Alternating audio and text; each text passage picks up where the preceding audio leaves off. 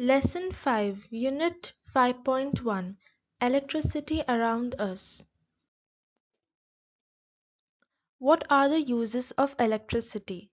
We can use it to make light or sound. We can use it to heat up things or cool things down. We can use it to make things move.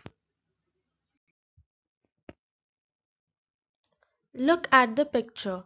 Which things use electricity? Here in this picture, the circled objects are the objects that use electricity. Mains electricity. Things that you plug in use mains electricity. Mains electricity is very powerful and is made in power stations. A cell or a battery.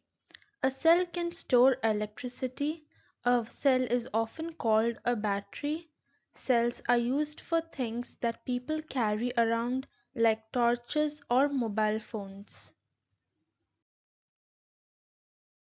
Words to learn. Electricity. Electricity. Electricity. Words to learn. Mains electricity. Mains electricity. Mains electricity. Battery. Battery. Battery.